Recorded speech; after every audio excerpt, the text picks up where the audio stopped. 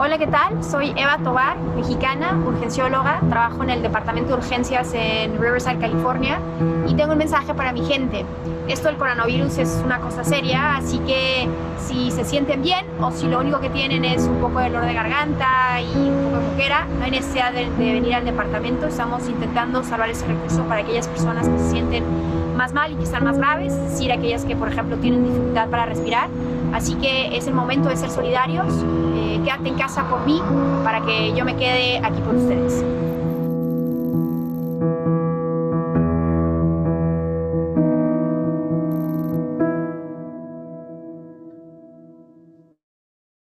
Fantastic. That was Eva Tobar, friend of the show.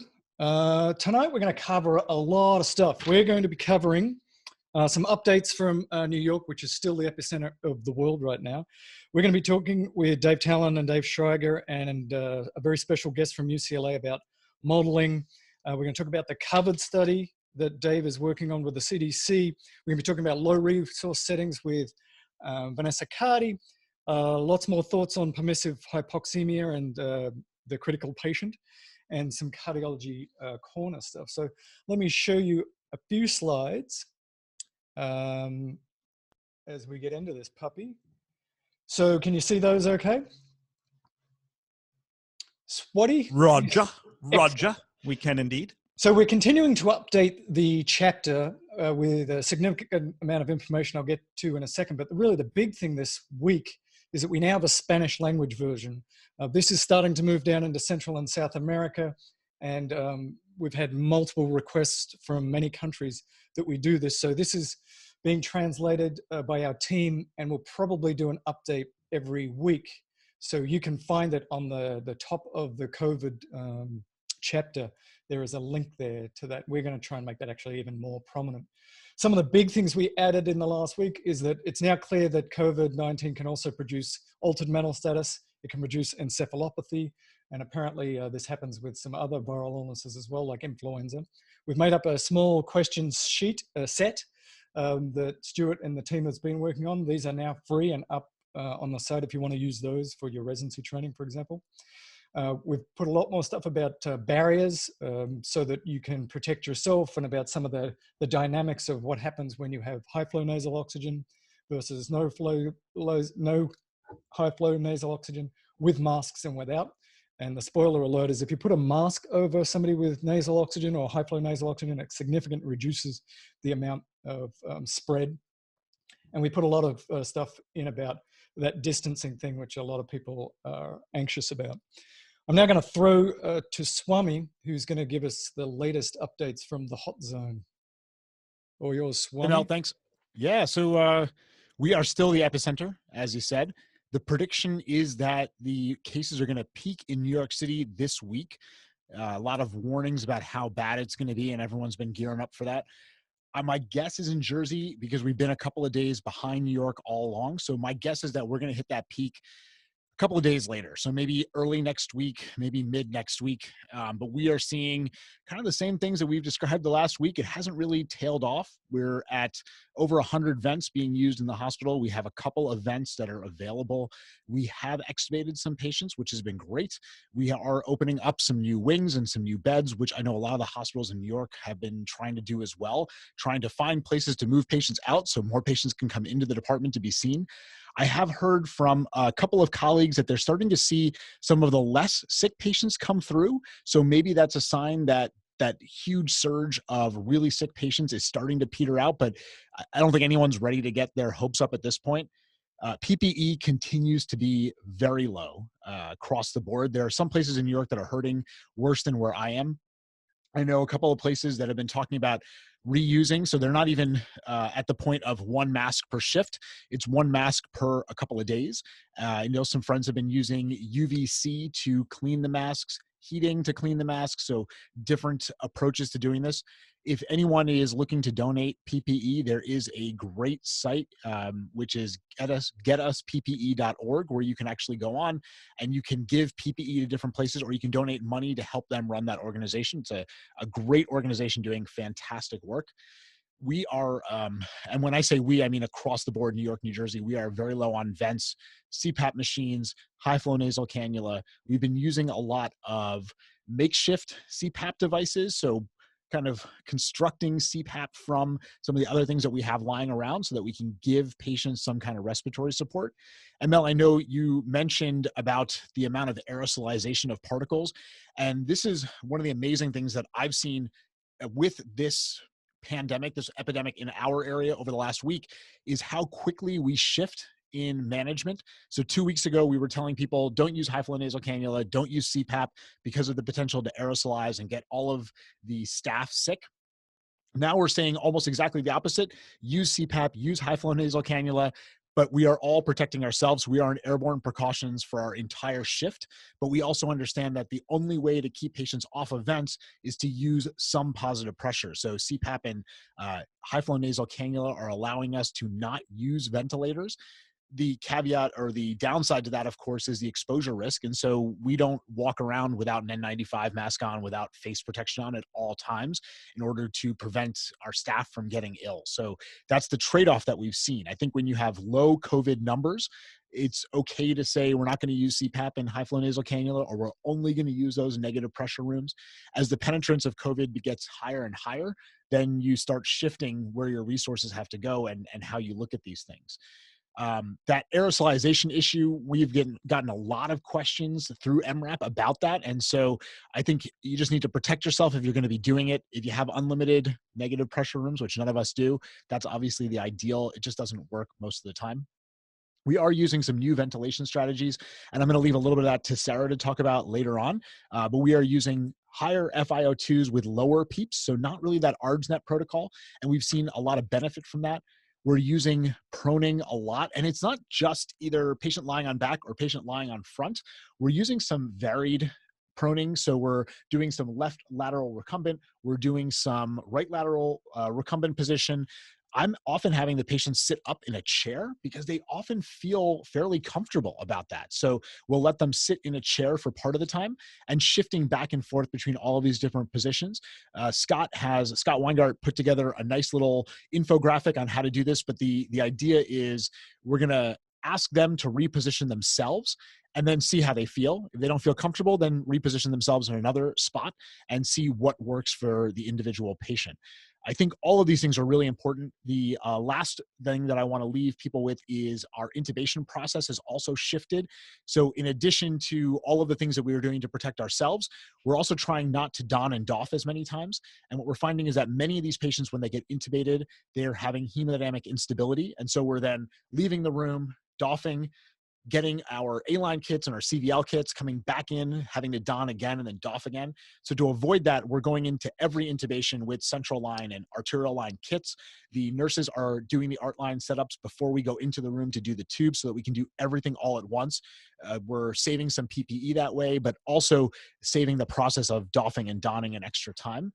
And we are trying to put most of those lines in the femoral site. So CVL and A-line in the femoral vessels. And the reason for that is these patients do not tolerate pneumothoraces very well. And we've seen a couple pneumothoraces in our patients.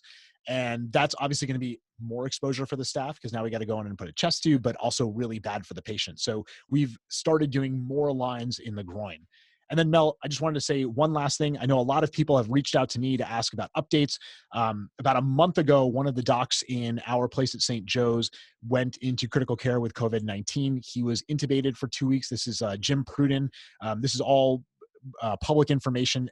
He released all of the information to ACEP. ACEP sent out some newsletters about it. Jim was intubated about a month ago. He was extubated about 2 weeks ago, but then was re-intubated. And as of today, Jim is on just a couple of liters of nasal cannula. He is doing great. They are trying to get him to a rehab center soon. He's obviously very weak from being in the ICU for a month and being on and off of mechanical ventilation, but he is neurologically intact. He is doing really well. And he wanted just to let everybody know that he is doing well. And he hopes that he'll be talking to people soon, but we're really happy to see him really turning around. And Mel, that's the update from my side of the world. That is, that's great news that there is light at the end of the tunnel for some of these patients, and for a colleague that makes us feel a lot better. So thanks, Swami. How are you doing, and how's sort of the community there doing? Are you guys just exhausted? I think we're pretty tired out. I'll be honest with you. I think the news of Dr. Pruden turning around in the last couple of days has been a huge lift up for not just the docs and the nurses, but also the community where I work, because he is a very well-known figure in that community. And I think that that is a really positive message for us to be sending out and letting people know. I think that's really reinvigorated a lot of folks, but it is exhausting. Now, working a 12-hour shift is exhausting enough. Working a 12-hour shift in an N95 is brutal. You get short of breath, and there are times where we start thinking, oh my God, maybe I'm getting it because I'm so short of breath from being in an N95. And we're trying as much as we can to rotate people out. And this is something that, people who are just getting into the surge should think about. 12 hours, 8 hours in an N95 these were not designed for us to be in for 8 or 12 hours. So make sure that you're covering each other, giving each other breaks in some kind of a warm zone where they can get out of that N95 mask, get some fresh air, maybe go outside and get a little bit of fresh air and some sun. It's really, really important. You can't eat, you can't drink. People are getting dehydrated. So we really need to be careful about taking care of each other and make sure everyone's getting some breaks. But it is exhausting, Mel. We are really hoping that this surge coming to a peak in the next week is really what we're going to see, and then we can start seeing us going back down. I think this is a really hard thing to maintain for such a long period of time. Fortunately, we are seeing some docs from other parts of the country and some nurses from other parts of the country come in, flooding into New York and our area to relieve us and help give us some support. And I'm hoping that as we start to peter off, we can lend that expertise as well. So we can come and reach out to other communities who are starting to hit that surge and come and help as much as we can. Yeah, it's been impressive here in California. They put the call out for retired docs and nurses, and 87,000 so far have signed up to help out if needed. I think it's great. We obviously don't want to rush in there yet because we need to sort of flatten the curve for the docs and the nurses as well. And then also, if we don't need to go in, me intubating, since I haven't done one in about 4 years, it's not going to be pretty, let me tell you. But I'll do it, but it's not going to be pretty. Let me show you another video if I can make this puppy work. It's about flattening the curve, and it's with a purpose because we've got an expert about this stuff coming up. I've heard the term flattening the curve, but what does it mean? Well, if you have a virus that's very infectious and you just let it run its normal course, then a lot of people get sick in a short period of time, and that can overwhelm the healthcare system if a significant percent of those people get sick, as with this current coronavirus. But if you do things like social distancing, then you can reduce the rate of spread of the virus. So at any one point in time, there's not so many people sick, so you're less likely to overwhelm that healthcare capacity. Eventually, maybe the same number of people are going to get infected, but instead of it occurring over a few months, it occurs over many months. In addition, this extending the period of time over which people are getting infected means that there might be time to develop vaccines or antiviral therapies that could be given to more people than otherwise would occur. So flattening the curve, spreading out the patient load, essentially gives healthcare workers more time. And that is ultimately what's going to save lives. So that's one of the sort of public service announcement things we've been doing. I want to bring in Dave Schrager now because Dave has a friend, which is amazing that he has a friend. But before you go there, this is the sort of thing that I've been looking at a lot. This is out of, I think, Washington. We've been watching these curves and looking at these curves, but then I sort of realized I don't really understand these curves. I thought I did, but I don't think I really know. So Dave, can you introduce us to a very special guest tonight and get us educated? Absolutely. And so the point that Mel just made, which is we know how to read a randomized trial and critique it. We know how to read a study about diagnostic tests and critique it. But most of us don't have a whole lot of experience critiquing models that attempt to forecast an epidemic. And so the purpose of this segment is to educate us a bit about how to read these critically. So when we read the model, which you just showed, can we believe it? What are the assumptions it's making? In what ways is it likely to be wrong? Is it likely to be biased high or low? Those are the questions we would normally ask about any study, and these are no exception. So to do that, I'm honored to bring on Andrea Bertozzi. Andrea is the Betsy Wood Knapp Chair for Innovation and Creativity and the Distinguished Professor of Mathematics and Mechanical and Aerospace Engineering at UCLA, and Director of Applied Mathematics there. And she's first going to give us a little primer on the modeling that goes on in forecasting epidemics. Andrea? Thank you, Dave. So let me just switch here. Can you all see the presentation? And Great. Okay, so that's working. Okay, great. It's a pleasure to be here. So I'm going to review some basics on epidemic modeling, and I'm going to explain kind of the mechanics that go into these models. So the model I'm going to review is a well-known, almost classic textbook epidemic model called the SIR model. SIR is an acronym. It stands for susceptible, infectious, and recovered. And basically what you do is you take your population and you put it into compartments. It's called a compartmental model. So you're either a susceptible person, an infectious person, or you're recovered. And then there are transmission rates that will take you from one category to the next. So to go from susceptible to infectious, that's a process that mechanically involves one person who's susceptible coming into contact with someone who's infectious and then having the disease transferred to them. That transfer happens with a transmission rate, which we call beta, but that rate is also proportional to the number of susceptible people and the number of infectious people, so it's a product here.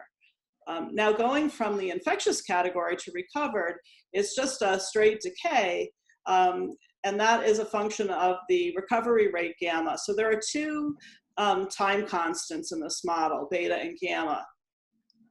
So we can write this down as a differential equation. I'm not going to go too much into the details of the math. In case you're interested, the equations are down here.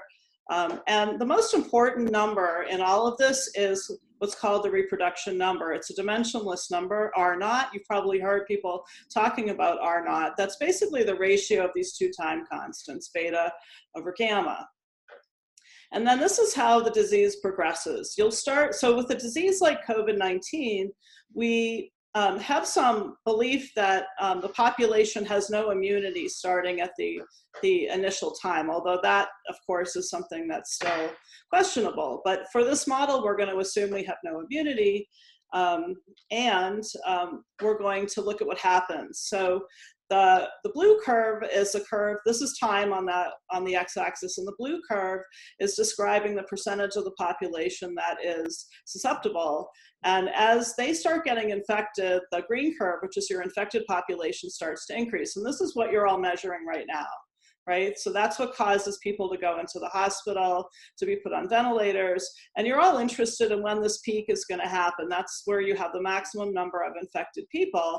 And while this is happening, people are also recovering. So this red curve shoots up. And then as you go to the very end of the epidemic, you end up with a population that has quite a large percentage of the population recovered, now possibly immune to the virus. The infecteds go to zero, but also your susceptible population peters out too.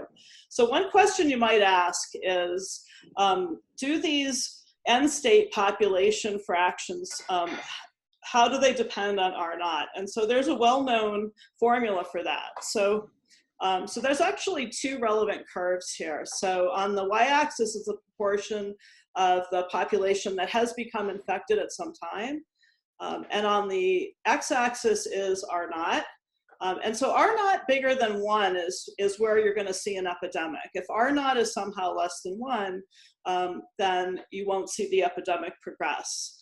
So let me remind you, R naught's the ratio of those two constants, transmission rate divided by recovery rate. So the transmission rate is something we can control with distancing measures. So we can ask people to stay home, wear masks. That will slow the transmission of the virus. The recovery rate is basically inherent to how people recover. It's a time scale people take to recover from the virus. So what you see here is, so there's something that you've heard of called herd immunity. If you have, for a fixed R naught, there's a certain fraction of the population, and that's shown in red. Sorry, my slides are flipping around here. There we go. So that's the red curve, which I have the cursor on right now. So that red curve describes the minimal fraction of the population that you need to have herd immunity. That doesn't mean that you're going to have precisely that fraction when the epidemic goes through the population, quite to the contrary. So if you just let the epidemic go through the population uncontrolled, that's the blue curve. That's what you're going to end up with at the end. And if we look at a time series of what that looks like, this is sort of the apocalyptic scenario.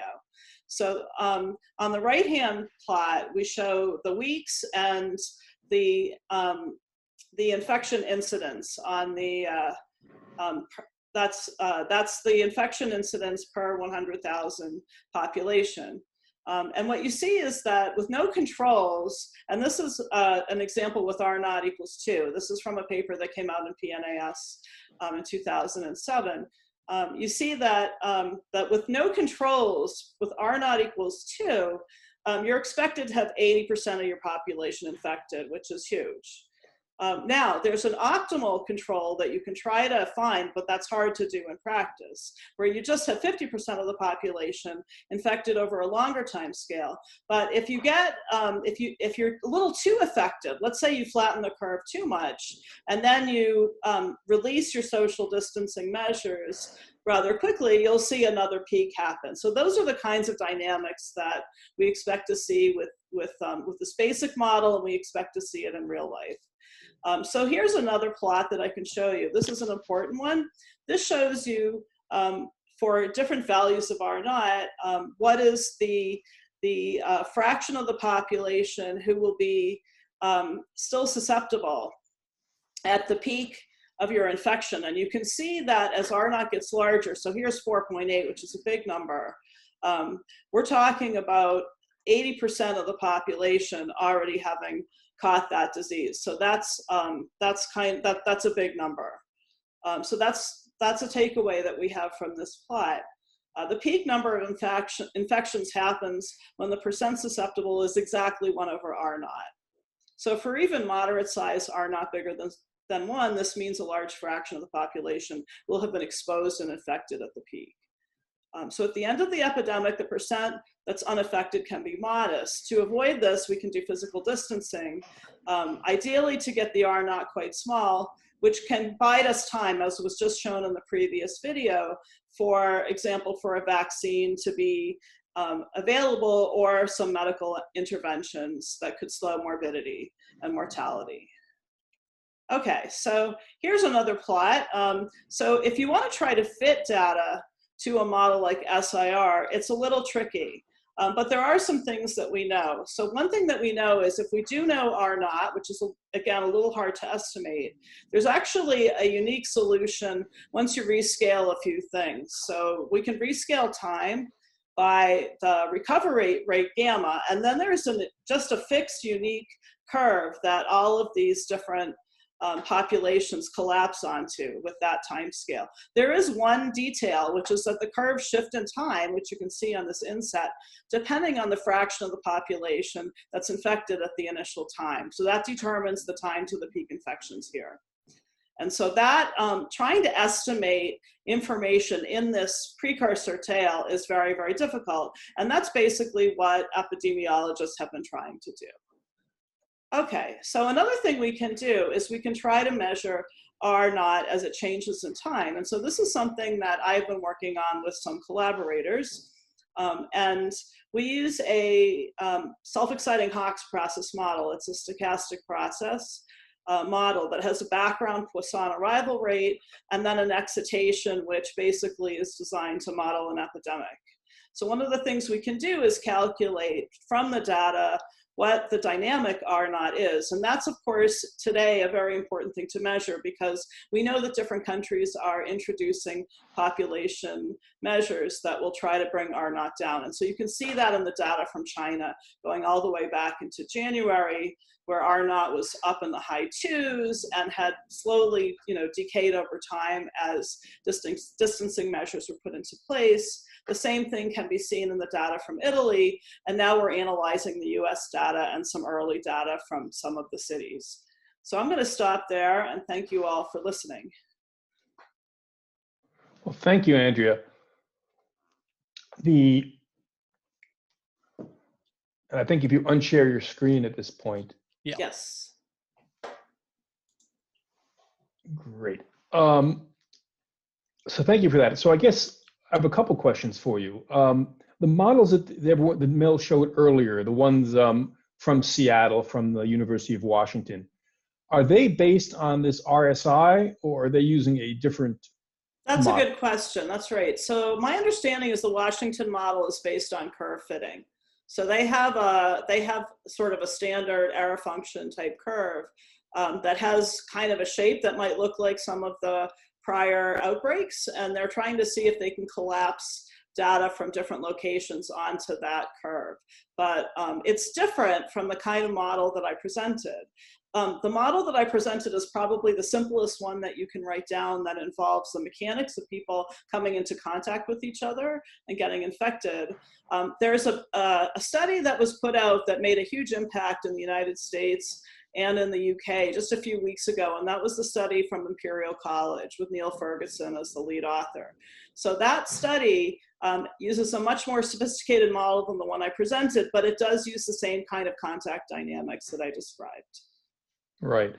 And at the bottom of the Seattle site, it says that at the end of this, they're projecting that only somewhat less than 10% of the population, and maybe even less than 5%, will be immune. And I think, what's concerning to some of us is if we successfully get through this first wave, but we do it in a way where social distancing has muted the R naught and muted the RT, so that we're not getting huge numbers of people infected, that will leave us with a population which is fundamentally still susceptible. So then if you release the social distancing and there are still cases extant in the community, you better be very ready to shift back to a mode of case identification and sequestration and finding all the contacts, or it's just going to blow up again and we're going to be in round two, and round two won't be very different than round one because we have so much of the population still susceptible to the infection. Is that correct? That is absolutely correct. So there is one detail that I want to mention, which is that the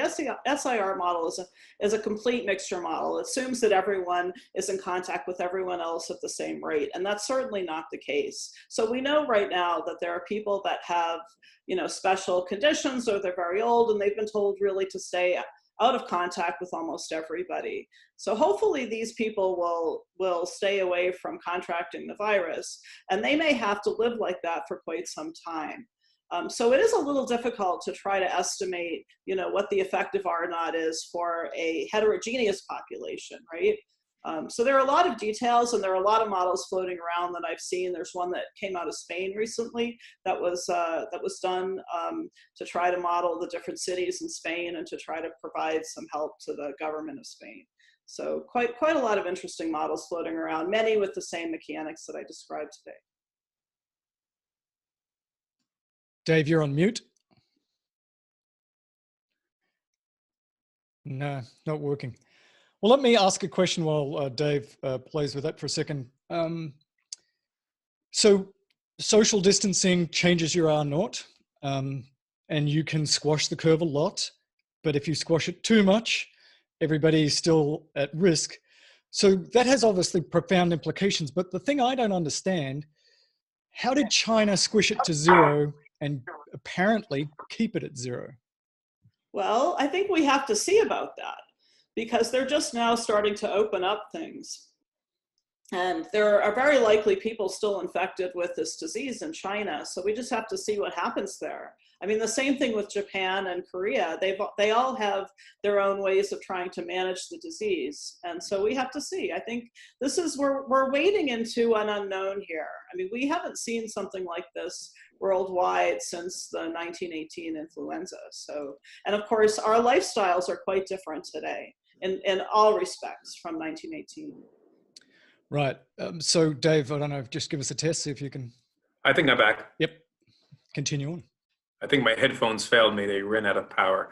So in any case, I think the most academically honest thing to say right now is, as much as we'd like to believe that social distancing has worked, and for on the West Coast say this is going to be manageable, we don't really know that. And we really don't know whether we are just at the beginning of a first servo of something which is going to continue to build till ultimately the whole population is immune.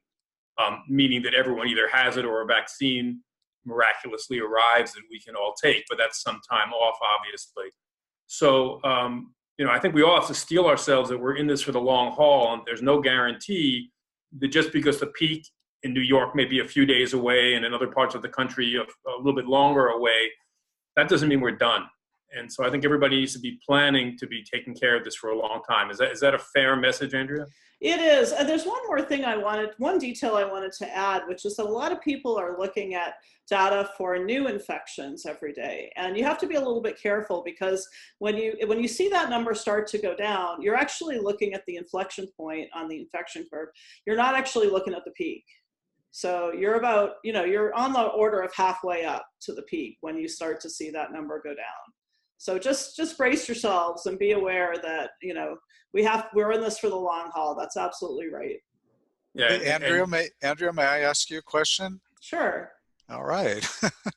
So this is Dave. I found your presentation fascinating. So tell me, in your modeling, how you take into account or consider the possibility that viruses tend to be seasonal.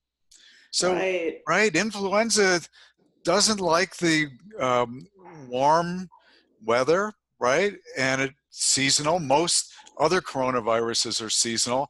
And then I want to ask you one more thing, which is the previous dangerous coronavirus, SARS, was captured, was eliminated. Right. It died out in the last patients, and then you'll have to tell me, maybe the Chinese felt that they could track the animal origin of this to these civets, right? Right, Cats. right. That's right. And then they mass annihilated them and removed them from the face of the earth. Yeah. Well, we haven't seen SARS again for over 15 years.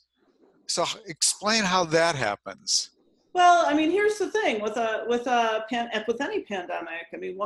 Okay. So first of all, SARS never became a pandemic, right? There were isolated outbreaks, and if you can keep it at the level of isolated outbreaks and isolate all the patients and just let them recover, then it's gone. I mean, the virus has absolutely, it's gone. There's no, if you eliminate all the active virus particles, it's gone. It's done. So there's another virus, of course, that has some similarity to this, which is MERS, right? Right. Right. And so MERS is a different story because it's still active, and you've got it active also in the camel population, right? And so MERS is going to be around, but it also affects people in a different way. I mean, in terms of death rates, in terms of contagiousness. These viruses are very subtle in some sense, right? They all have some different properties. Now, as far as the summer goes, from the modeling standpoint, there's going to be some new data, of course, coming out in the summer, and we're going to want to look at that really closely. We're going to want to understand how the transmission rate changes in the summertime, depending on location. I mean, in the United States, it's going to be very interesting to see what happens in the deep south, right, versus, say, Seattle, versus the desert area, right? It's going to be really interesting to see those numbers. And it would be wonderful if we got a reprieve with the summertime coming and time to develop a vaccine. It sure would. It absolutely sure would. So, like I said, this is a new thing. I think we're all trying to estimate it. For the most part, we're still at the early stages. And I think New York's going to be the place that we all have our eyes on for the next few weeks. Andrew, well, thank you so much for that. And perhaps we can have you back in a few weeks and see where all this is going. Yeah, it's an exciting problem to work on. Not the funnest thing I've worked on. It's pretty stressful, but very exciting to be part of this. Thank you. Thank you very much for having me on the show. Yeah, thank you for coming. It's really useful information. I feel a bit more empowered now about this stuff. Now, it's interesting. This should segue well if I pull up my slides here. In the last week, there's been a couple more papers about testing. And I think testing is going to become very important once we get over the other side of this curve for reasons that we talked about. So it turns out that not all the PCRs are created equal. And there's also more stuff about the IgM and IgG tests. So Dave, I'm going to sort of turf it back to you again. Obviously, this testing, after we get past this top of the curve, is going to be how we keep the curve crushed. Am I understanding it right? So you go from testing because you want to know who's got the disease to where Swami is, you don't need to test, everybody's got the disease, to we've crushed the curve, we want to let people back to work, we're going to have to do testing, and it's going to be the IgM, IgG, right? I think IgM, IgG will be part of that. When will we know this is over? Well, first we'll see that our emergency departments aren't full of COVID patients, and our ICUs aren't full of patients on ventilators. And we'll start to see those patients coming to the hospital less and less. And then the question becomes, as Andrea was talking about, when can we release social distancing measures? And for that, we'll need something much more sensitive to understand where that disease is in the community. We actually have existing surveillance for influenza that looks at exactly that, so that we can track the onset of influenza and when influenza leaves communities. So I'm going to show you a couple slides. Let me try to share these. Let's see. Hopefully you can see this. And so when we stop, can everybody see this now? Yep, we're seeing it. All right, good. All right. So when we stop seeing cases come into the hospital, very sick cases, we'll know that, you know, most of the worst is over. But then the question is, to what extent does the disease still exist in the community, such that we should have a strategy of containment and social distancing? And then we'll have to shift to instead of the canary in the coal mine sort of surveillance that exists now and limited availability of testing, we hope to move to a stage where testing will be very available, and we can look at people who come in from the community with more mild disease. And so this slide shows actually where this was done, to look for the community presence of COVID-19 in patients coming to urgent cares and emergency departments with mild influenza-like illness. It was done actually at your old place, USC. Stu, are you still there? I am indeed. Okay, well, this was done right at your place, and this is the very first time in the United States someone attempted to measure community prevalence of COVID in people with mild influenza-like illness. So between March 12th and 16th of this year, 131 consecutive patients coming in with mild respiratory symptoms and fever were seen at these clinics, and every single one had testing for influenza, RSV, and COVID-19. And what they found was, at that time, which is about a little bit over 2 weeks ago, or about 2.5 years COVID time, I guess, they found 5% of those patients had COVID. But interestingly, they found none of the patients had influenza or RSV. So remember, that's in the middle of March. And if you look at those graphs that I have on that slide, you'll see the one on your left shows you the proportion of flu tests that are positive. And you can see that when the flu season started, and I think we've all forgotten how busy the emergency departments were late last year, the proportion of flu tests increased, and then recently has really decreased. And in this study, they found no influenza. We also have surveillance for the syndrome of influenza-like illness. And on the next slide, you can see there's a seasonal peak, starts in the fall, peaks January and February, then comes down. Well, for this year, that's the line that's shown in gray. And you see I put a little arrow there. You see how it was starting to come down like every other season, but then there's this inflection point where it's shooting up. So this is the pandemic reaching the community as reflected by our current surveillance for influenza. So you might go, well, okay, 5% had COVID, none of them had influenza, none of them had RSV. So what was causing their illness? Well, there's other respiratory viruses This is a study from the Stanford Emergency Department where they did multiplex PCR for respiratory viral pathogens. And you can see that, again, this is about the same period in mid-March, that common viruses, rhinovirus, respiratory enteroviruses, metapneumovirus, many other respiratory viruses besides influenza and RSV contribute to all the patients who have these syndromes. But until we have a good diagnostic test, we won't know which ones have COVID-19. At Stanford, they also reported how often they saw co-infection. And one strategy, I think, at the beginning of this pandemic, especially when COVID tests weren't available, was to test for influenza or do the full respiratory panel, and then presume that if influenza was found, that the person couldn't have COVID. Well, as you can see in this slide, about 20% of the patients who were COVID positive also had PCR detection of other types of respiratory viruses.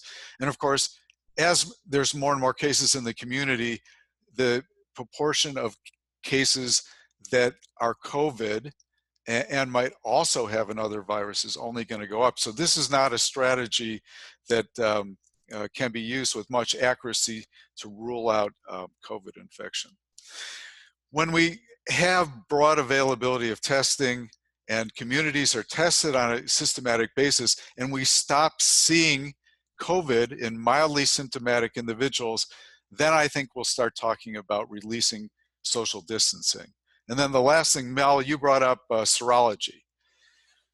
So another type of research that you're going to see in the next few weeks, I think, is you're going to see communities, populations tested systematically to detect IgM and IgG. IgG would mean that the patient, IgGM and IgMI and IgG, would signify that the patient had a previous infection.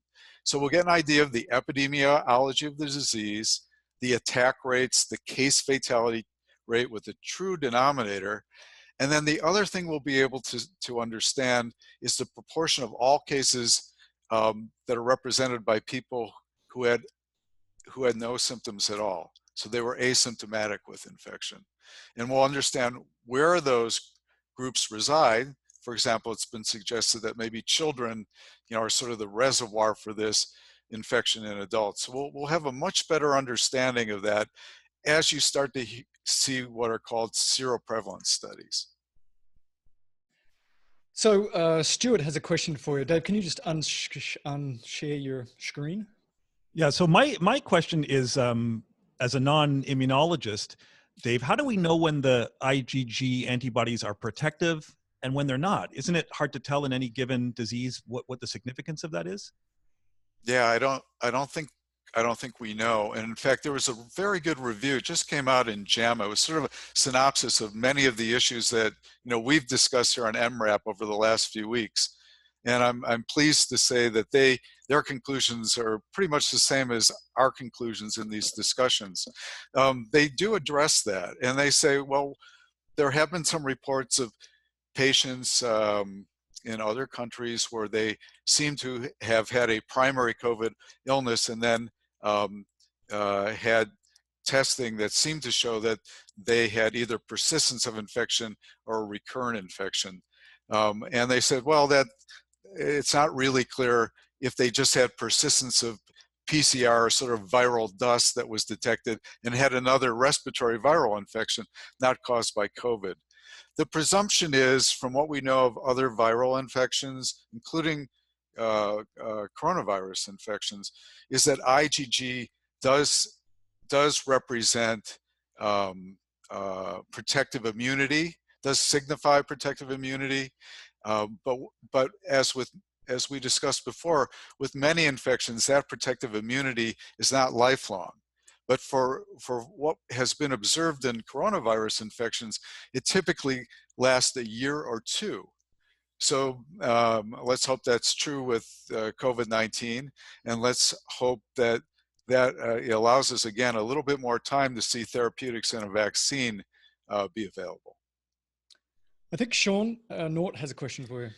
I have a comment, Dave, just to see if you agree, because convalescent plasma seemed to have worked for SARS, has worked for a lot of other things, and that's IgG, and it has to be to a certain tighter ratio for that to be beneficial.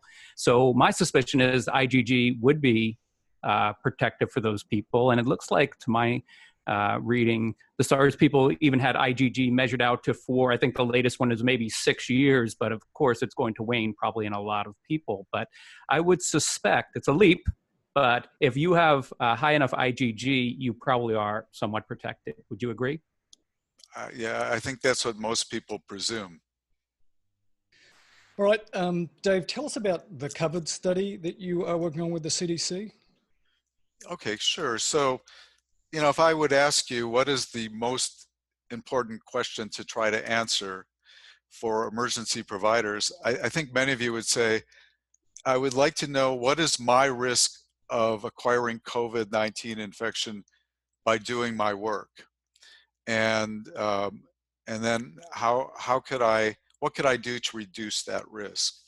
And so we talk about the risk of acquiring COVID-19, but we don't know what that risk is.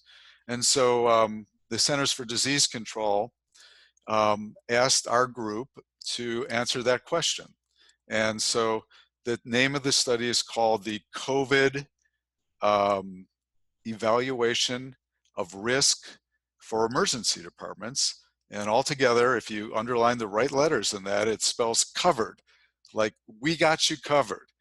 And we got you covered because if we can pull off this research project, at the end of it, we will understand what the incremental risk is of doing our job compared to just being a person out in the community. And we hopefully will have some good clues as to how to reduce that risk. Now, I'm pleased to say that the CDC, which is part of the federal government, has made this their highest priority. People really appreciate emergency physicians, nurses, EMS personnel going out and doing their job. And you've seen that in the media. And I think there is a feeling that perhaps some of our institutions let us down by not allowing us to be as prepared as we might be and have personal protective equipment available and other things that help us take care of patients. So this is one of the CDC's highest priorities, to try to understand that.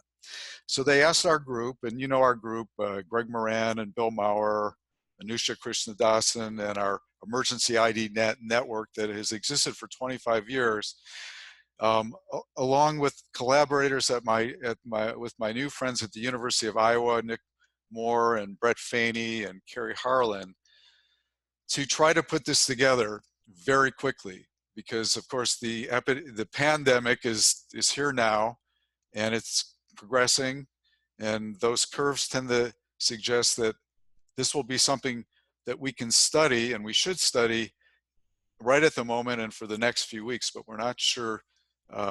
We hope that the pandemic wanes soon. So we really have to get going. It's a hard study. There is funding that the CDC has pledged to us quite a bit to get this done. And with the help of our Emergency ID network and the NEAR Airway Network, we're hoping among those hospitals we'll have sites that, despite being very, very busy, overwhelmed with patient care, that they can carve out a little time to do this research so that we can then report back to everybody here, what was the risk that you took on to do your job to take care of people? And then what have we learned so that for the next time we're that much safer? Yeah, it's pretty fundamentally important stuff. So thanks, Dave, for throwing that together at the last second with the CDC. Nice work. Well, yeah, I'm worried that we can do it because it is a short amount of time, and research projects generally, take months to go. Hold on a second. My phone is talking. I should have turned it off. Sorry. Who's calling me? The CDC. The CDC. Yeah, the CDC. Turn this thing off. Anyhow, what did you ask me? No, I was just saying good work. And it usually takes months, you were saying, but you've got to pull this together in weeks. Yeah, I mean, research projects, big research projects take a long time. They get slowed down at the institutions by IRBs that meet every month, and, you know, some nerd who, you know, finds one of the lowercase j's isn't dotted, and lawyers looking over contracts. So I'm hoping that this being a real national priority, that a lot of those usual hurdles that slow things down will be cleared out of the way so we can get going. And anyone that's listening to this who might be interested in participating, particularly, you know, if you're in any of the hospital networks that I mentioned, you know, please get in touch with me. Great. Let's move on to talk about therapeutics. And I think Stuart is going to take us through this with Sean Nort and with Dave Tellon. So. All righty. So thanks, Mel. And I think that's, you know, it's pretty huge, what Dave's doing. And so I wonder if we can use that information, Dave, to get some hazard pay for some of our staff. I wonder if we can make that proportional to the risks that you discover.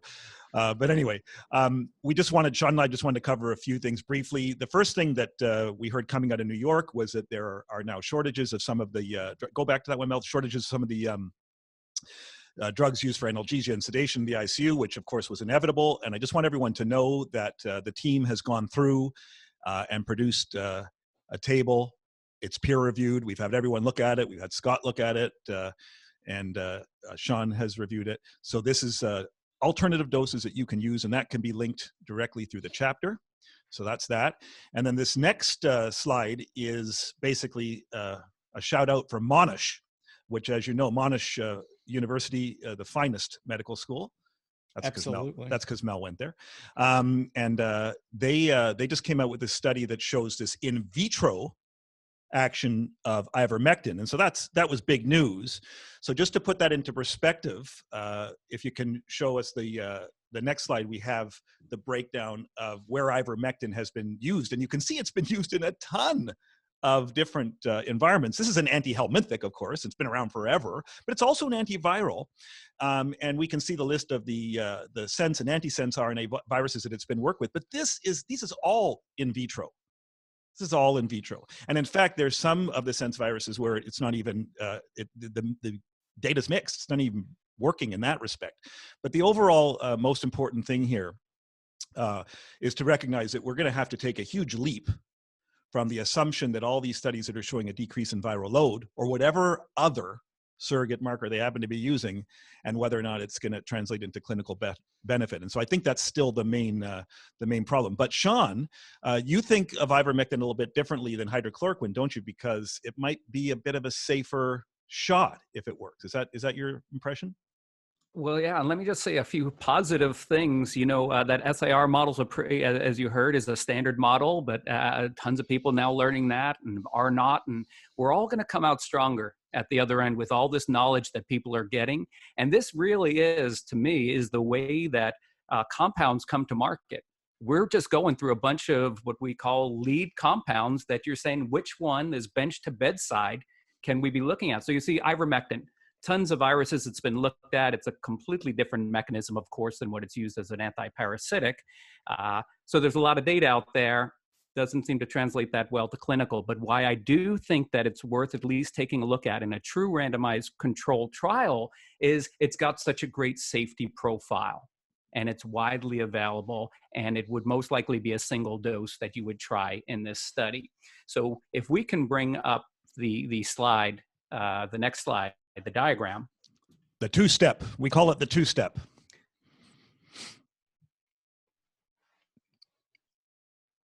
You seeing that? Not yet. Not yet. Come on. Wait for it. Wait for it. It's there. We got it. Okay, there you go.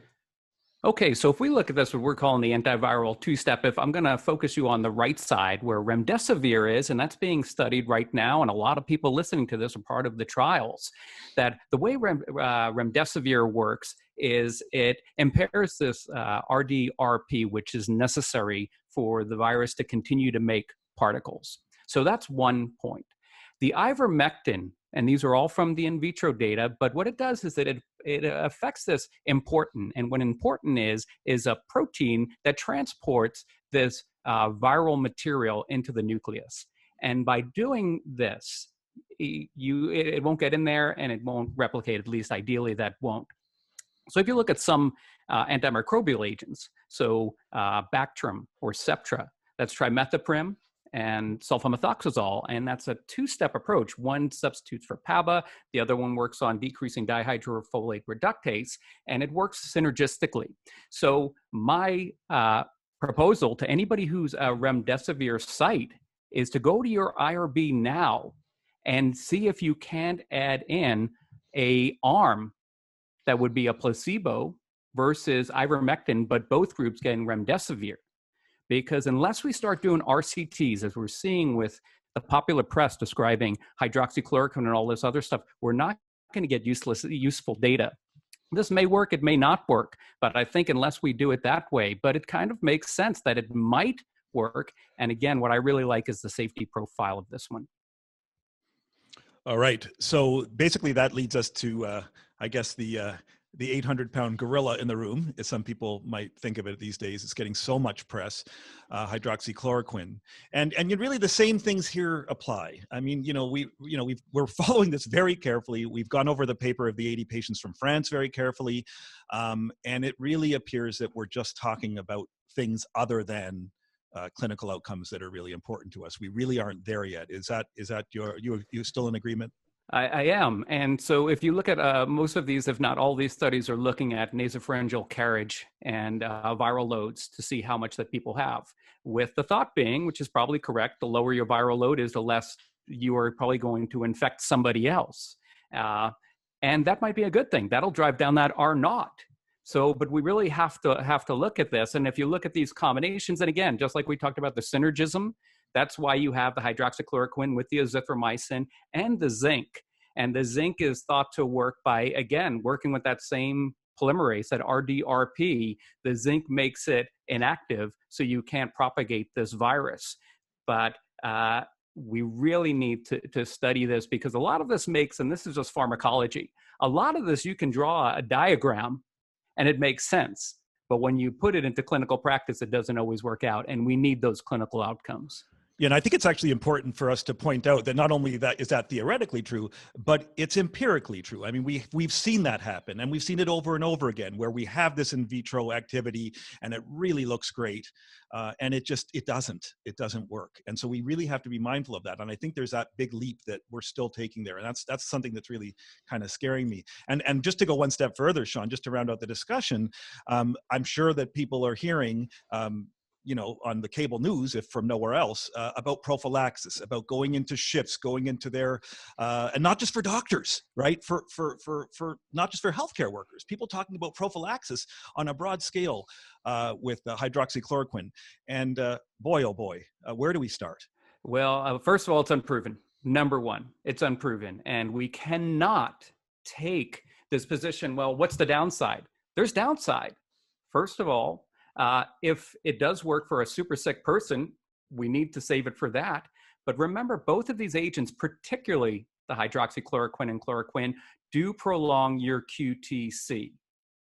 And if someone else has whatever predisposition for that, congenital long QT, they don't know, some other meds that they're on, they might be hypokalemic or hypomagnesemic. And if you're thinking about taking magnesium with this, well, magnesium impairs the absorption of hydroxychloroquine and chloroquine. So you're not going to get the dose that you want. So you can't even really treat yourself or pre-treat yourself with the magnesium. So I think this is a practice that definitely should be discouraged. We just don't know at this stage. And I think there's true risk with doing it. Dave, I'm going to pull you in because we were talking about this today and you had the great bleach analogy. The great bleach analogy, right? We know bleach kills viruses, but we might not suggest, you know, people swallow it or hang it in an IV to treat somebody. So I mean, could you have picked more obsolete antibiotics that were meant for other types of antimicrobial purposes? I mean, I think prior to azithromycin being mentioned as a possible treatment of COVID-19, I think doctors had already concluded that it was not active killing bacteria very much. And chloroquine, of course, is a nearly obsolete anti-malarial. Ivermectin is still used. You know, I guess if we put these all together, we would, even if they didn't work, there'd be a lower rate of chlamydia, scabies, river blindness, and what else? Arthritis, I guess, too.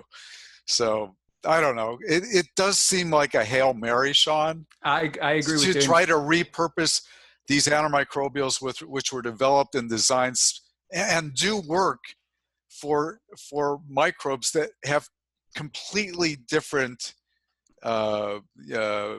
mechanisms of growth and reproduction. I'm with you entirely, Dave. I mean, if you look at how it works, I'm talking about ivermectin. It works on a chloride ion channel in non-vertebrate animals, right? So this is not like, oh, it just is applying to the same thing. I think we need to look at these and be done with them, because with the popular press just going crazy with this stuff, I think we just need to study it for nothing else, to tell the people to stop it. It doesn't work, and let's move on and look for a novel compound like remdesivir or whatever it is, right? So we got to start with the new, and there might be some old stuff, but most of it, I agree, is not going to work. But, you know, with people just going to whatever social, you know, outlet they want or whatever feeds they're reading. And then we have some, you know, docs out there that are really making these miracle drug claims that are really unfounded, in my opinion. You know, it's worse than just the QT prolongation and other cardiac effects. We know that in chikungunya, you put hydroxychloroquine in there and it acts like bleach and it kills all the viruses. And then they did it in humans and the humans got worse. So this might not just be zero, and it might just not be side effect profile. It might actually make the people worse. That's why it has to be studied. What about convalescent sera? So we already talked about this a little bit with Dave Tallon at the beginning. And the only thing we're going to say is that we hope this works. And we're excited to be able to report very soon on a couple of our colleagues that have gotten the releases that they need to get this done. And we're going to be able to report on that within a few days on how that's going, and also to tell people how to do it. One of the UCLA grads is going to do a little interview with Mel, and we're going to post that as soon as possible on his experience on how he got this done. And Sean, you're pretty excited about it, aren't you? I am, and this, and I will defer to Dave Tallon as well on this, but we have experience with this. I mean, this goes back, you know, to the 1890s or something like that is when this was first used. It's not, you know, going to cure everybody, but it makes a lot of sense. It works better prophylactically, so those people who are high risk or, you know, early on in disease than the people that are treated. But I think at this stage, for those people, this is another Hail Mary, Dave, right? I mean, you have these people, and this one case that we'll hear about is somebody who was on ECMO, multiple pressors, and really had a high mortality probability, who was given this convalescent serum, and hopefully is working for them. Yeah, I think at the last session we talked about this case series of 5 patients, which it seemed to show, based on how sick these people were, they were all mechanically ventilated. Maybe that's what you're referring to. One was on ECMO, is that right? No, this is actually one of the UCLA grads, Mike Katz. Do you remember Mike Katz? Oh, yeah. Yeah, Mike Katz, who's a IM critical care doc. He's a good friend of mine, and he has a patient that he just gave it to who's in the unit, and it seems to be responding well. So we're going to hear from Mike. Right. So we reviewed that small series that was published, I think, in JAMA, and it looked impressive. Again, there wasn't a control group. We're talking about 5 people. There is this history that you talk about where it's been used in other types of serious viral illness, and it's worked. So, I'm working at UCLA Ronald Reagan, and I stay at a hotel overnight between the days that I work in a row. Of course, Westwood is a ghost town, so I'm walking around. I made the mistake of when I went to cross the street, pressing that button, where we think we can control that little guy walking, so I pressed it. I'm like, oh my gosh, everybody must have pressed that thing. Now I have to be sure not to touch my face. But as I'm walking through Westwood, I see a blood donation storefront. I guess you call it a store, business, whatever. And then right next to it is a legal marijuana store. And I just wondered, if people, got high and then thought, it would be a nice thing to do to donate my serum, maybe for something like this, convalescent serum. I wonder if the person getting it, you're kind of a toxicologist, aren't you? Yeah, I am. The THC would still be active in their donated blood. And I know this is completely off the subject, and we're going to edit this most likely, right? But I just wondered about that. Let's hope so. Yeah, I wouldn't worry about that. I wouldn't worry. There's going to be natural degradation that goes on over time, and they're probably not going to have a concentration that would give them any kind of psychoactive, but it could make them feel better. Well, Dave, if it doesn't work, like the they'll worst feel way better, to get high, right? And the worst excuse for when you test positive at work. Right. You got a blood donation. And the guy who just smoked weed. It's the convalescent serum. I swear it was the convalescent serum. Hey, you heard of medicinal marijuana. This is real medicinal marijuana. All right, you see, Swami gets me. The rest of you are like, oh my God, what's Dave talking about? Exactly. Well, we're going to keep this moving. We've got a couple more speakers. So I want to introduce Vanessa Carty. I think probably everybody on the MRAP universe knows Vanessa.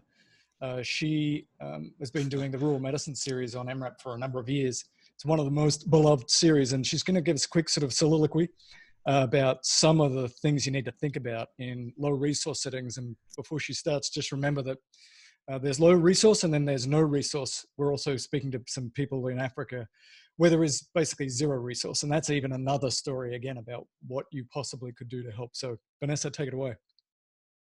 All right. Thanks, Mel. And thanks to everyone for listening in. So it seems so far, at least, that the dreaded COVID surge hasn't really hit a lot of rural and remote regions in North America yet, but we're talking to other regions as well.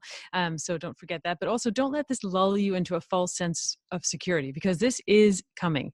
And if you're a tertiary care doc as well, don't think that this part of the evening isn't relevant to you, because when these rural and remote patients are super sick and need to go to an ICU, they're going to your ICU and they're going to strain your resources, which you just burned through already during your own surge. So trust me, if you haven't already got plans in place for this hitting rural and remote regions, you need to hurry up and get them set up now. Now, one of the challenges that we experience in rural and remote regions is that it often falls on the physicians who are actually practicing to develop the protocols and systems for these emergencies. And in one way, this is great because for sure all the protocols are clinically relevant, so because we're creating them ourselves, but it also puts an extra burden of work on all of us at a time when we're already kind of swamped. For example, I know my colleagues up north right now are basically having to reconfigure our entire hospital, stay abreast with the constant changing information that's coming at all of us, and of course, keep all the regular non-COVID clinical services running. So there's a shout out to them and to anyone else who's dealing with this. So let's talk about planning. So planning and preparation are going to vary a lot depending on where you are. A community hospital that might be considered rural, that's only an hour or two away from a city, is going to have a very different reality than a place that's far more remote where there's only airplane access. Similarly, a lot of your planning is going to depend on your baseline staffing levels. It's important here to think outside the box and perhaps outside what are considered the usual limits of healthcare administration. You may have noticed during pandemics that sort of, the bureaucratic rules get loosened a bit. And so this is one of those times where you can maybe bring in other people from other healthcare administrations adjacent to yours and really try and work together. So try and find out all of the resources that you have available to you in your area. Do a tally of all the physicians and PAs and NPs, dentists, dental hygienists, dental surgeons, all of them, anyone with healthcare experience in your region, and think how you can actually use them.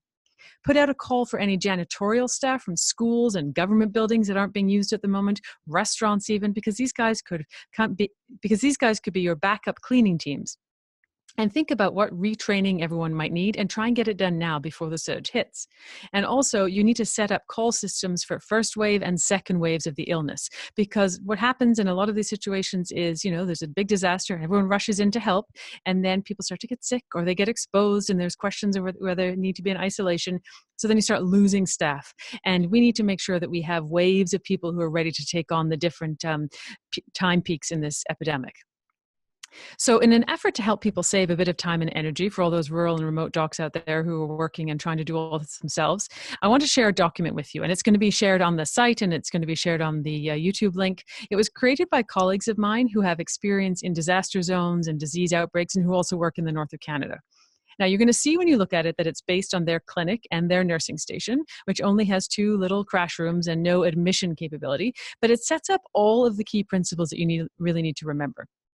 Principles like making a hot zone and a cold zone, making sure that the hot zone can gradually be expanded as cases increase, making sure that people are being triaged effectively, but also really importantly, that they're being pre-triaged effectively before they get into the building. Because if you have a tiny little building, you've got to make sure that these patients are going to a dedicated area if you think they might have COVID. And you really want to make sure that the paths of COVID and non-COVID patients do not cross. And if you've got a small building, this can be a lot harder. It also addresses the all-important issues of communication, like how to communicate with your teams and your administration, but also the local community. And it's a really great resource, and the authors have given us permission to share the link, and so we're going to do that, and so hopefully that will maybe cut down some of the legwork that you have to do. Another thing I wanted to talk about was resource allocation. Now, a lot of attention is being paid to the availability of ventilators and how this is going to limit our options, not only in the big cities, but certainly in many small, rural, and remote regions. And this is definitely true, but there are a lot of other more even immediate factors that could cause the remote systems to completely collapse if we get a true surge of really ill COVID patients. One example is lack of oxygen. I know it might sound odd to say this because we are clearly surrounded by oxygen, but you need a way of packaging that oxygen. So you need to actually think of how you're going to stockpile this or at least plan for higher burn rates. And this is a really serious consideration. I know at my own institution, we have run critically low on oxygen supplies in the past, and that was not during a respiratory pandemic. So this is something you need to think about. Medications as well are something that we're talking about. Just as Stuart and Sean were mentioning, we're starting to worry that we're going to run out of some of these meds. And even if we're no longer advocating the early intubation as the main airway management, these patients who have critically ill patients with COVID, they still need a lot of our commonly used analgesics, anxiolytics, and sedatives, the same meds that we use for procedural sedations, shocky patients, and our palliative care patients who come into the emerge. So we need to get comfortable about using our 3rd and 4th line meds for those other sort of more minor procedures and perhaps some of the palliative care patients, and thinking of ways to preserve our stocks for the sickest of the sick. For example, for palliative patients or even for procedures, you can try intranasal or topical ketamine. Think about methotrimeprazine for agitation if you have it. I don't think it's available in the US, but talk to your pharmacy, come up with a plan. And then, of course, there's the issue of PPE. Do you have enough now? Do you have a way of replacing it? And if you cannot keep your workers safe, is it ethical to send them into a room full of COVID? Now, there are no straightforward answers to this, and I'm not pretending to have the answers, but this is something that is going to be a lot easier for you all to deal with if you've talked through scenarios ahead of time. And finally, I wanted to talk about corridors of care, because I really want to make sure that anyone in the remote and rural regions are out there are keeping in close contact with their referral centers. Most small or remote shops are not going to be able to admit COVID patients if they need much more than observation. So you need to think about where they're going to go and how they're going to get there. Now, this might seem obvious, but in many places around the world, our rural hospitals are kind of out there on their own and don't automatically belong to a set corridor of care. So try to work with the teams there what your regional approach is going to be. You have to decide, are all COVID patients going to be sent to 1 or 2 specialized centers, which I know is happening in some regions? Try and concentrate the expertise, try and concentrate the equipment, but still, you still have to get them from your hospital out to the bigger cities. And then also, are they going to be sending COVID patients who are palliative to those centers? Are you going to keep them in your own institutions? And are those patients going to travel alone? Are they going to be able to have visitors when they're in these bigger cities? These are all things you have to think about and talk through with your patients. And when it comes to the transfers, How are you going to get the patients out of your center? Are they going by road, by plane, or helicopter? And how is the mode of transportation going to affect their clinical situation? Because we might be allowing permissive hypoxia in these like highly monitored ER situations, but what about when they get into a fixed wing plane and now they're at 20,000 feet? Or what about proning people when they're intubated? Have you ever tried doing that on a plane? I haven't. I really hope I don't have to. But these are all things to think about. And also, thinking about how long will planes and ambulance rigs and teams be out of service after they've done one transfer, because all of these things have to be disinfected, refueled, and sent off again. And I really wasn't trying to scare the rural and remote docs out there. I know you've got this, but I just want to remind you that you're not alone, that there are rural docs everywhere, all over the world, who are going through the same thing, and we're all here to help each other. So reach out, because we're here. Thanks. There's some really great ideas there. I know that Ken Milner's going to do maybe a breaking news segment later in the week about this. He's got some other ideas as well. So thanks for that. I know that in my friends that are in zero resource settings are talking about things like taking all the old people and the people that are at highest risk and putting them over in that part of the village, and they are going to get completely cordoned off from the young and healthy people, and there'll be some way to exchange food and do stuff, and that's all they can do. That's the maximum that they can do. So thanks very much for your time, Vanessa, and we'll put all of those links on the COVID section of the website. So I want to bring in Sarah Crager now and get her to give us some updates. We talked to Sarah last week, and since then she's probably quadrupled her experience. So Sarah, can you first sort of tell us about this permissive hypoxemia? Is that still the way to go? What's the current thinking in the community of critical care peeps? Yeah, so I think that things are maybe starting to crystallize a little bit, but I think that it's going to be a bit by bit thing rather than a massive epiphany that next week we'll suddenly know what's happening with this disease. I think that now as such is a time that we all really need to think about I think Cliff Reed was the one who coined this concept, the idea of unlearning. We all really want to latch on to something that, aha, this is how it works, this is what you do, we know what's happening. The problem is we need to be thoughtful and flexible as we go through this process, because what was true last week and what we thought last week, the theory last week, might be totally wrong this week.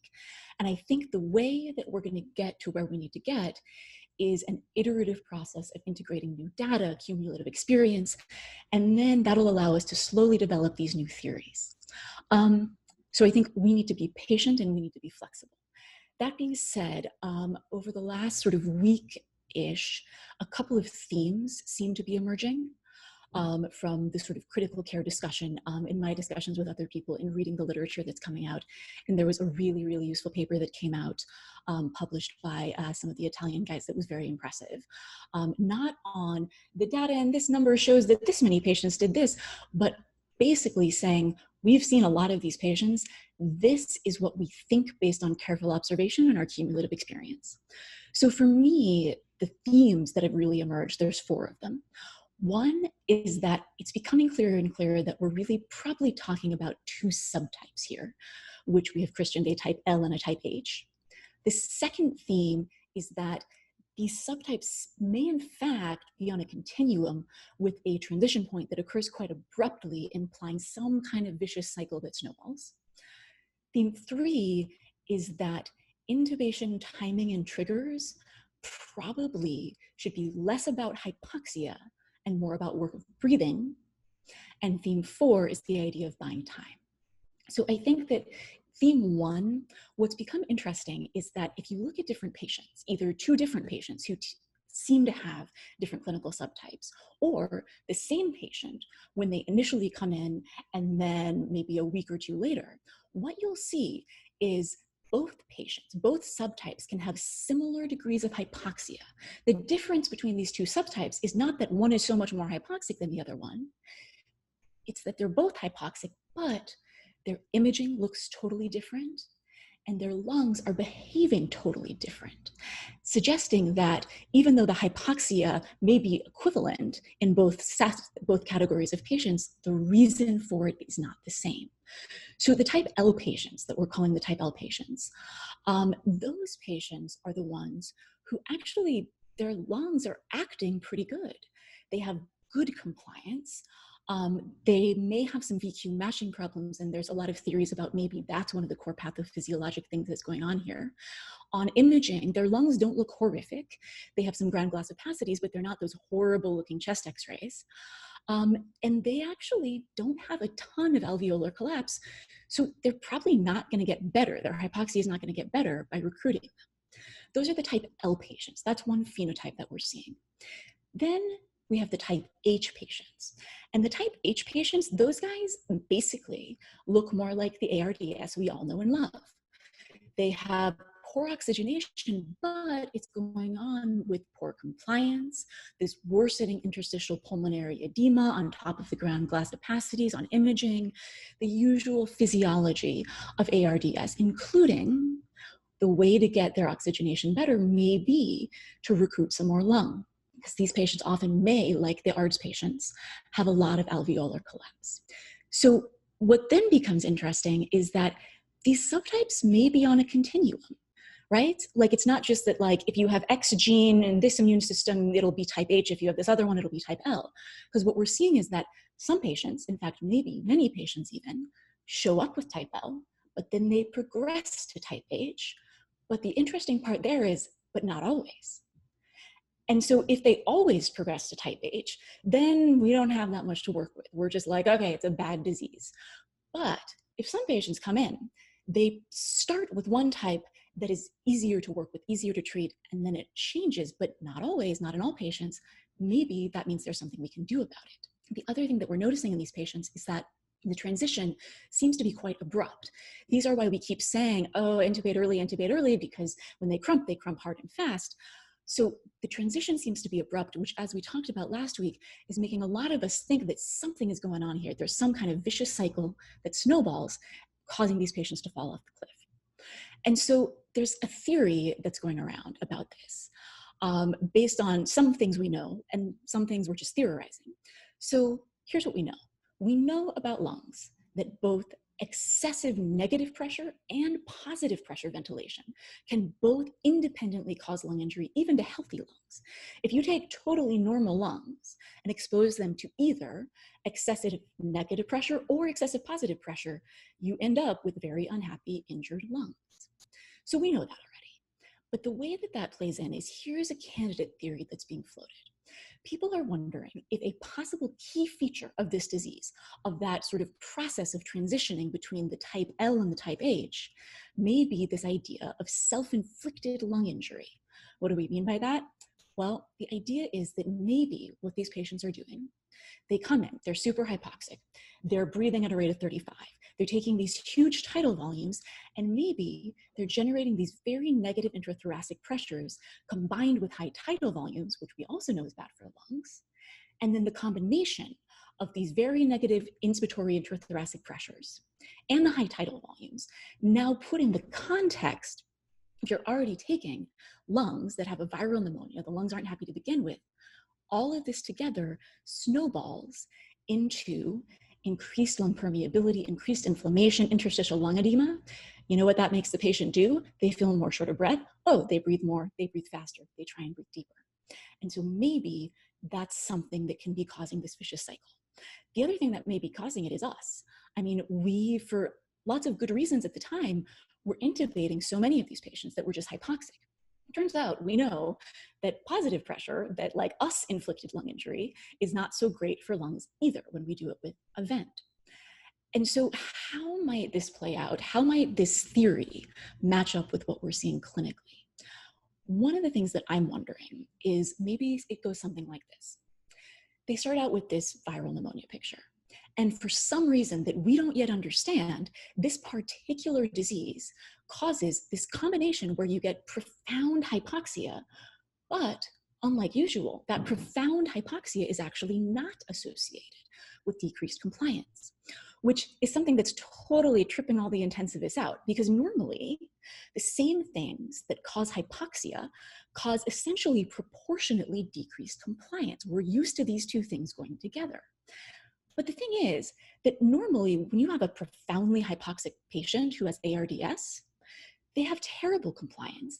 And so maybe it's the case that those usual ARDS patients with poor oxygenation, but also poor compliance, maybe they just can't really self-inflict that much lung injury on themselves because you can't generate that much negative pressure because their lungs are so stiff. And they just end up crumping before they even have the chance to do that. The object lesson there is what happened in the ARDS story is that we would intubate those patients, probably for good reason. However, we then promptly proceeded to give them positive pressure lung injury because we didn't know how to ventilate them. Certainly could be happening something along those lines with these COVID patients. So what does that mean clinically for us? What does this mean for you tomorrow? I think the big thing for me is this third theme, that what is our intubation timing and what should our trigger be? Because I think so many of us are struggling with this from so many different ways. And I think what's emerging is that it's about the work of breathing, not the O2 sat. And that, in this paper, it's very interesting because what the authors say when they talk about intubation triggers is they don't say at this sat or this oxygen requirement, go ahead and intubate the patient. They actually give numbers for triggers. Their numbers are work of breathing numbers. So they say, we don't recommend prompt intubation at X, Y, and Z O2 sat, but at a given value on an esophageal pressure manometry, which is basically an objective test of work of breathing. Now, I don't know about you guys, I don't usually carry an esophageal pressure manometry monitor in my pocket. Just, most of us probably don't. Certainly we're not doing this in the emergency department. So I think the substitute for that is the eyeball test for work of breathing, which fortunately is something that we all can do. As ER physicians, we're really good at the eyeball test for work of breathing. I think though that we're getting fooled because that O2 sat is just really jarring us. And so what I've started doing with these patients is literally and figuratively blinding myself to the O2 sat. Just not looking at the monitor first, not looking at the O2 stat. I don't want to know, just look at the patient without that piece of information because that is going to bias me. I want to look at the patient first and then look at the number. And so that's one of the things that I'm thinking about as I'm trying to figure out the implications for these patients. The last thing, the fourth theme, is this idea of buying time. So we have all been sitting around trying to figure out what's the disease process. Is there a magic bullet? Right now, all we can say is that we just need to give the patients time for this disease process to run its course. But basically, what we want to do is buy time for the disease process to run its course, but in a way that causes the least amount of additional damage to the lungs possible, caveat, while still keeping the patient's oxygenation at levels that are compatible with life. So I think that this is going to be a very tricky process because we all want a magic bullet. We all want a drug that is magically going to fix this. But I think it's just going to be more complicated than that. I think that really optimal treatment for these patients might just be old school style, being thoughtful about the pathophysiology and tailoring your treatment to the individual patient, and then watching them very carefully as that pathophysiology changes over time. And I think that, just as it's dangerous to extrapolate too much from the ARDS literature, I think it may also be dangerous to try and extrapolate too literally from the HAPE literature, for example, because people are saying, oh, maybe this is more like HAPE. We just don't know. But I think that is us trying to find an easy magic bullet solution. We already have the drugs for HAPE. We know how to treat it. Great, good, give some acetazolamide, call it a day. But maybe it's just not that simple. So I think for me, the bottom line is, when I am looking at these patients, if I have a type L patient who is nice lung compliance, they're coming in, they're profoundly hypoxic, but they're not having increased work of breathing. On the eyeball test, they're telling me they're not having increased work of breathing. Give them some oxygen. Nothing fancy. We're not talking about high flow here yet. We're not talking about CPAP, but give them some oxygen. Reverse their hypoxemia to some level.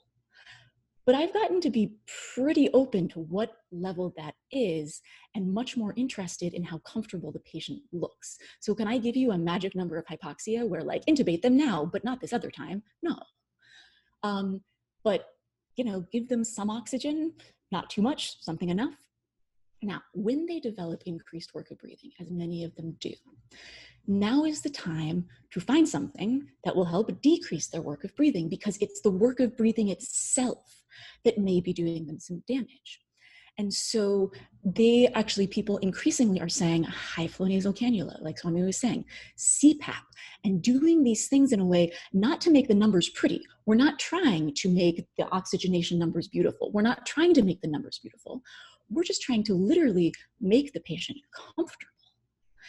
And so that is maybe one of the things you can do there. And so when we're talking about making a patient comfortable on CPAP, we're not talking about, an EPAP of 18 and an IPAP of 24. We're just not.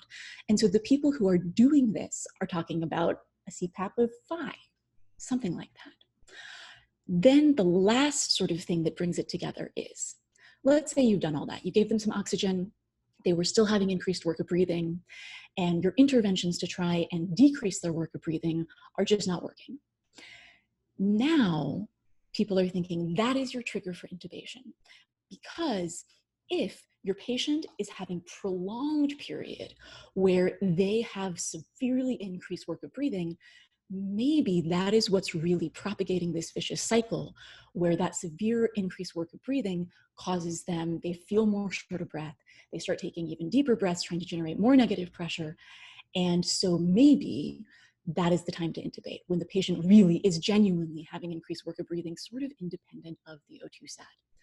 So everything I said may not be true next week. We don't know.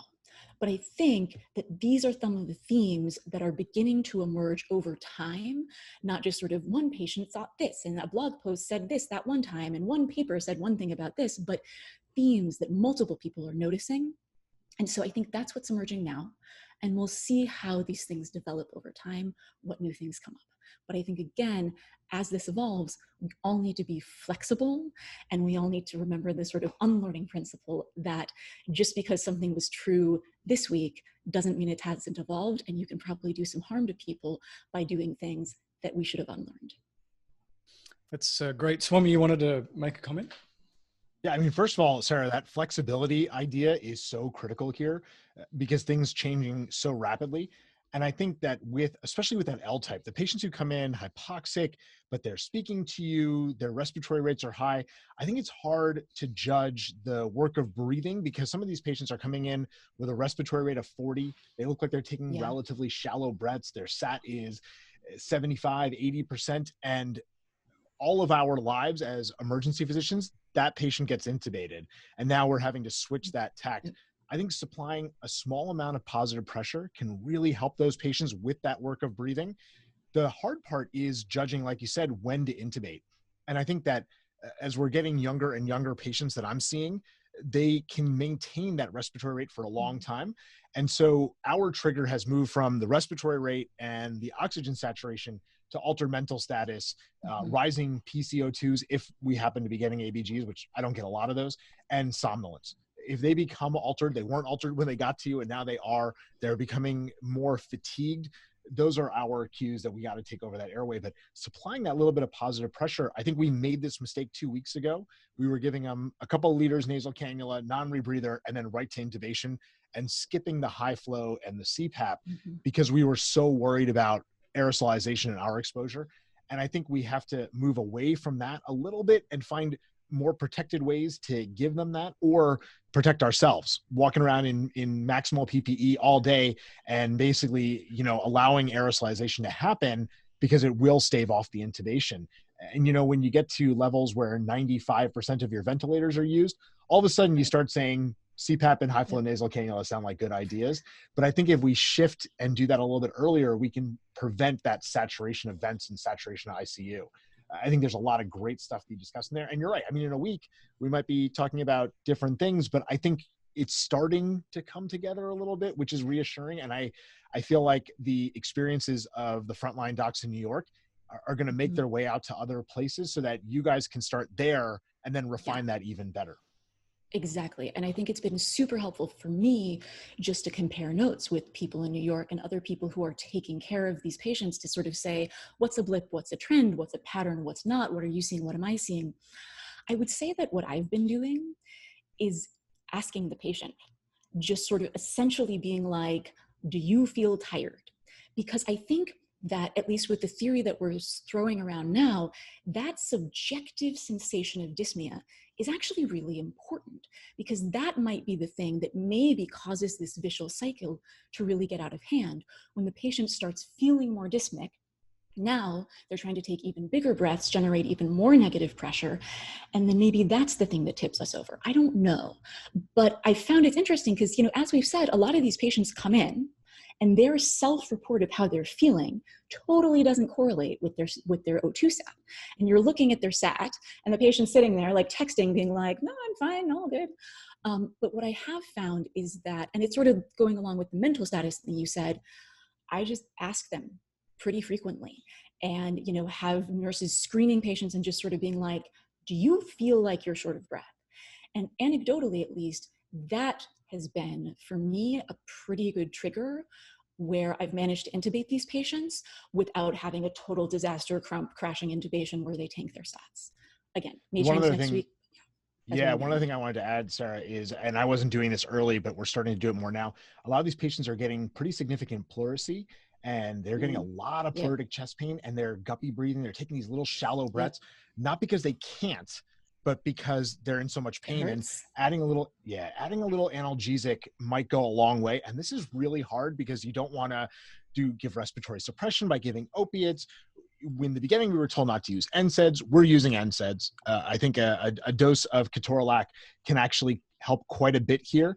And haloperidol is another one. As long as we're not adding the hydroxychloroquine, chloroquine, azithromycin with the haloperidol, prolonging that QTC and making Sean's brain explode, I think it's another way to maybe mitigate some of that pain without respiratory depression. Low-dose ketamine is another thing that we're reaching for more frequently. So ask the patient, are you breathing that way because it hurts? But a lot of patients are getting pleurisy, and talking to some of the EM docs that we had on a couple of weeks ago that have recovered now, they all complained of significant pleurisy with their COVID symptoms. So it's something else to think about.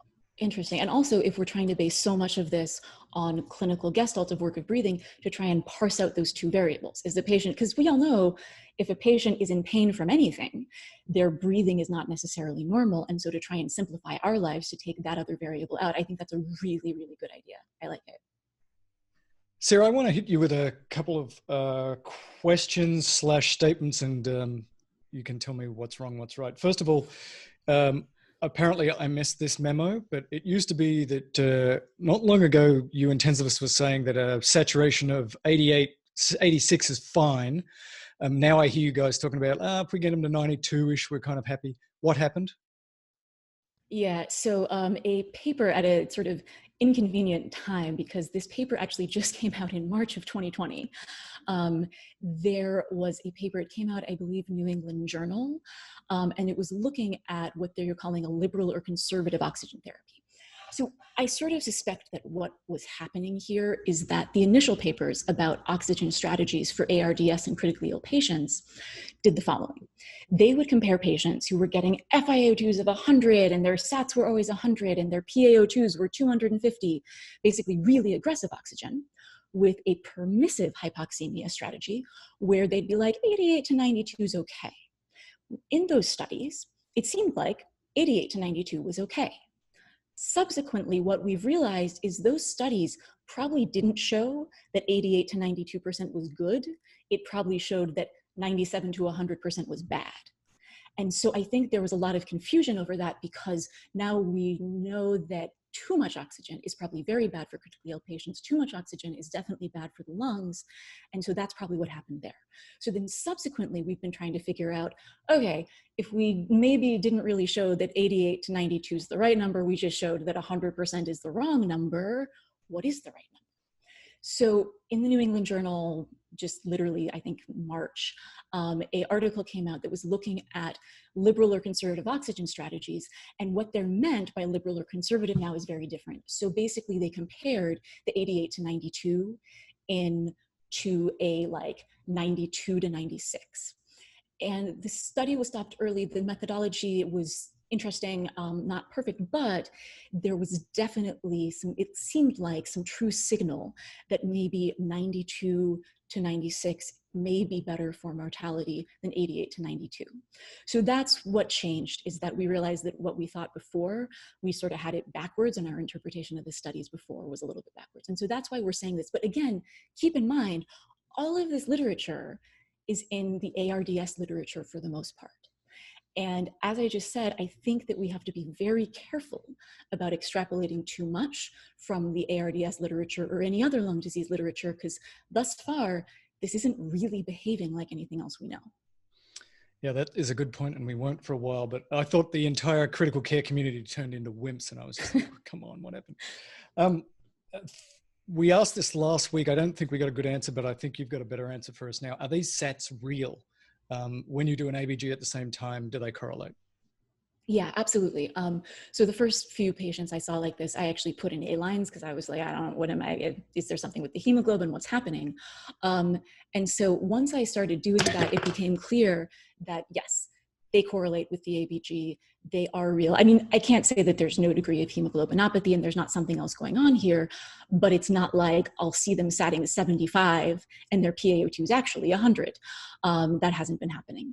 So yeah. There's a subset of these patients that are, inflammatory prothrombotic, it appears, and have lots and lots of tiny PEs in their lungs. Are you peeps thinking about anticoagulating all these people, or just if you see it on CT, or give us some guidance? Yeah, so I wish I could give you definitive and clear guidance. I think that we don't quite know yet, or certainly I don't quite know yet. I think that the bottom line is, for these patients, this is the time to do good prophylactic anticoagulation of Lovenox, and make sure to start it immediately when they get admitted. This is not the time to forget about that. And I think, Lovenox is probably better than heparin just because it's going to be more consistent. So I think definitely for that, I would just do good prophylactic, make sure you're vigilant about it. In terms of systemically anticoagulating patients, I know there are some people that are doing that. I think that it may be the right thing in some situations, but probably not in all patients. And I would go back to, what is the specific pathophysiology that my patient is having? And do I think that all these microemboli causing profound dead space ventilation may be causing some of my patient's issues? Because I also have had patients who initially had gone from this sort of hypocarpic picture, which we're seeing initially in a lot of these patients, that their CO2 is actually quite low, lower than normal. And then later in their disease course, I'm now seeing this like, oh, their minute ventilation on the vent is great, but their CO2 is still high. What's going on here? So I think that is going to have to be addressed on the individual patient level. And it's really hard with this disease. It's just so diverse to say everybody should do this for everybody. Got it. I want to let people know that Sarah's working on a vent basics because apparently some of us might have to be running vents and we haven't done that in a long time. So that should be coming soon. Swaded, let's have you, thanks very much, Sarah. If you can come back next week and tell us, your new theory, that would be great because this is changing so fast, and we are starting to get the Italian data, and we'll be getting New York data as the critical care people hopefully soon will be able to take a breath. That would be great if you could come back and chat with us some more. So let's have Stuart take us through some more cardiac stuff. All right, so just, it's getting late. We've been here a while. I just have a couple of updates. We talked a week ago about people coming in with appendicitis and going home with antibiotics. We talked about cardiologists not wanting to activate the cath lab and recommending lytics. So this is something that obviously we're following very carefully. And so this slide, this is from the Cardiovascular Angiography and Interventions Society, SCAI, just a few couple weeks ago, and you can see that in their, I'll call this a position paper. They're basically making two important points. The first one that you can see is that patients should go to the cath lab, and that really is the general guidance. And I think, and I'm actually, to be honest, I'm on the same page here with that second underlying point, number 3, which is starting to open up the possibility of being a little more flexible at who you're giving, you know, a code STEMI, who you're taking to the cath lab and who you're just giving lytics. And to be honest with you, you know, when you're looking at some of these patients, you know, a 75-year-old female with an isolated inferior with no right ventricular involvement, you know, places where we know the mortality is getting to be less than 1% as it is, it's going to get hard to justify some of these interventions. And I think, frankly, this is how it is in most places. That's the thing, is that this effectively would take us from an American paradigm to a global paradigm in terms of who we actually take to the cath lab, if you really think about it, because some of these patients probably could do quite well with lytics, especially under these circumstances.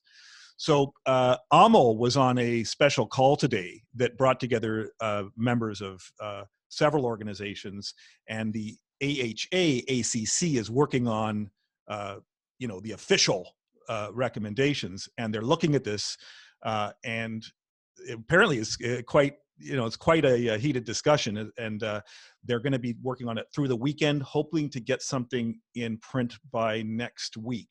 And so if that happens, and Amal will be joining us next week, we'll actually present that.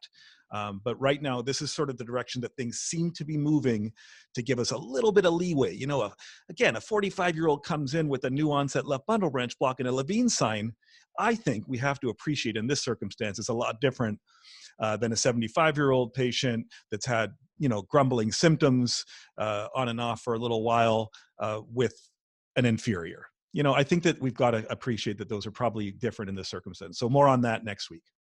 So it took a pandemic to get us to treat cardiology patients in the way everybody else does, the right way? A little less catheterization, let's just say a little less, a fewer less caths. Right. Well, I want to thank you all for playing. We'll end it here. Obviously, we had some technical difficulties, and we'll work on those with Zoom and YouTube over the next week, because a big part of this is the chatting, that everybody gets to sort of decompress and stuff. Unfortunately, we couldn't do that this time, but a tremendous amount of useful information. And I say it every week. I keep thinking, oh, there'll be nothing to talk about next week because we'll know what's happening. But that's wrong. That's ignorant, and I'm sorry. I'm going to stop saying that. So thanks to everybody, and we will talk to you all next week.